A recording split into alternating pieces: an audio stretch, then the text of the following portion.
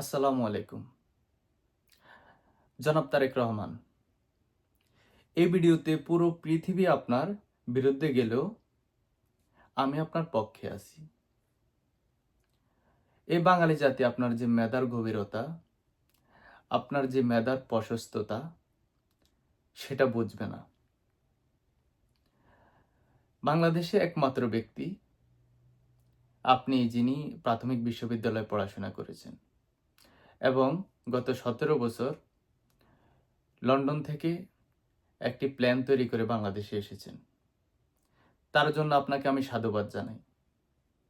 আপনার আগেও অনেক পদবি ছিল, তার মধ্যে একটি বিখ্যাত পদবি যেটি আসলে চাইলেই সবাই হতে পারে না।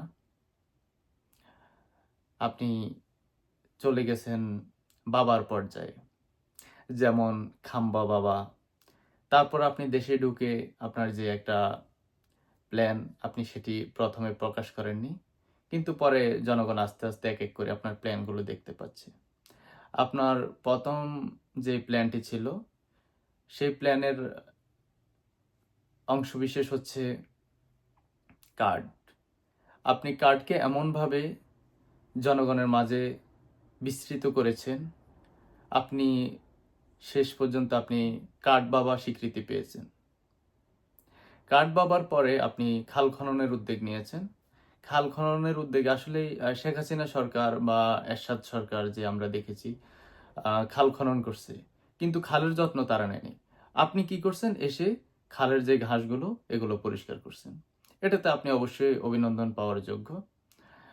আপনি পরিবেশের ভারসাম্য রক্ষার্থে আপনি কাজ করেছেন। তার পরবর্তীতে আপনি কাজ করেছেন ঢাকা সিটি কর্পোরেশনে, যেই রাস্তার মধ্যেই হকারদের বসার যে একটা ব্যবস্থা করেছেন, সেটার জন্য আপনার সাধুবাদ পাওয়ার যোগ্য। কারণ কোনো সরকার হকারদেরকে নিয়ে ভাবেনি। সবাই ভাবছে যে রাস্তার মধ্যে কিভাবে গাড়ি চলবে। সবাই ভাবে যে এটা রাস্তা হচ্ছে গাড়ি চলাচলের জায়গা। কিন্তু না, আপনি সেটা আ ভিন্নভাবে দেখিয়ে দিয়েছেন।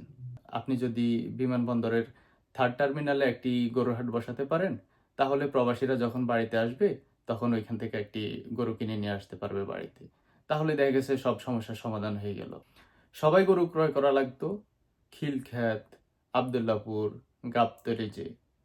এত দূরে যে গরু ক্রয় করতে যে মানুষের সময় ব্যয় হতো, মানুষের যে গাড়ি ভাড়া নষ্ট হতো, সেটি আপনি লাঘব করেছেন। আপনি মেট্রো রেলের নিচে গরুর হাট বসিয়েছেন। তাতে মানুষ অনেক বেশি উপকৃত হয়েছে। তবে মাননীয় প্রধানমন্ত্রী, আমি আপনার কাছে একটি রিকোয়েস্ট করব।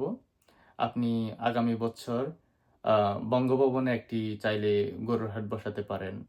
সংসদ ভবনের সামনে একটি গরুর হাট বসাতে পারেন। বা প্রধানমন্ত্রীর যে কার্যালয়, সেখানেও একটি গরুর হাট বসাতে পারেন।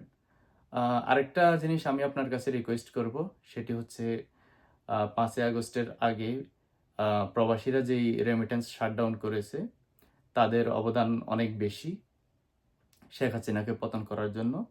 আমি তো আর আপনার প্ল্যান জানি না, বাকিগুলাও এক এক করে বলবেন, আর আমরাও সেটা আসলেই ব্যাখ্যা করার চেষ্টা করব। আপনার যে প্ল্যান, আমরা সেটা অবশ্যই আপনার প্ল্যানকে আমরা অবশ্যই সাধুবাদ জানাই।